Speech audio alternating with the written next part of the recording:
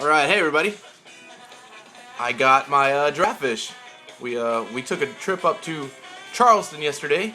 Got that guy and that guy. They're actually really cheap. I expected these fish, because they're so cool looking, to be expensive, but they were like $9 a piece. Not expensive. The only ones that I have left to get that I want are the frontoses, and they are a little bit expensive, like $17 a piece. But anyway, so got them last night. Well, yesterday. Got him back from Charleston, put him in the tank, and I did it with the lights off, and I left the lights off. I had to work last night, which is weird. I don't usually work nights, but I'm on the contraband team in a prison, so we did like a night raid thing. It was, I don't know, so I'm kind of exhausted.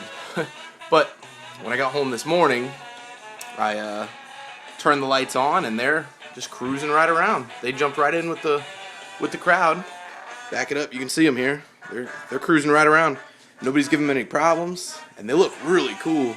They're all spotted, and I guess when they grow up, if you guys know much about giraffes, they the heads will get mostly blue, and they'll keep the giraffe. There's so cool looking. But yeah, so I'm getting ready to do a big water change. I got a little bit of floating, I think it's mostly micro bubbles. I don't know if you guys can see that stuff floating around. I think it's little bubbles. The only bubbler I have is, well, it's not a bubbler, but the bubbles coming out of the hang-on back there, and then a little bit of surface agitation from this power head. I don't know, so I guess that's bubbles. But anyway, it's not looking so clear today, so I'm going to do a water change. And as you guys can see, I filled in all those holes. It turns out, now that I looked at it a little bit more, this big spot that was in the front wasn't so much the fish, it was because the water level got low, and so the water dropping from the hang-on back hit the front of the glass here and went straight down and pretty much dug that hole. But I filled in all the holes, and you can see they're redigging that one, and in here there's glass showing again. Man, these suckers dig. Pretty cool to watch though. So also I got on eBay, and I found a canister filter. It's a Sun 302. I know it's not, any kind of brand name. It's not a Fluval, no FX5, but hell, I ain't got money like that. So I think it'll work just fine. It's rated for like 375 gallons. It's got lots of media trays, which I'm gonna fill with Biomax and Bio Balls, and I think that'll work out just fine. So then, by the way, Lou. So then this little guy here, it's a little 30-gallon is what it's rated for. It's actually for turtles. It's a Zoomed. I'm going to put that in here, and it's going to get set up as like a hospital tank, quarantine, whatever, but I'm going to plant it. So I'm getting ready to do that, and it's going to be cool. I'm doing a lot of research, watching a lot of videos on Dustin's fish tanks and BM, 20197 or whatever it is. Watching a lot of videos, doing a lot of reading, trying to figure out what I want in there. I know dwarf hairgrass for sure is going to be really cool. I just love the way that it coats everything.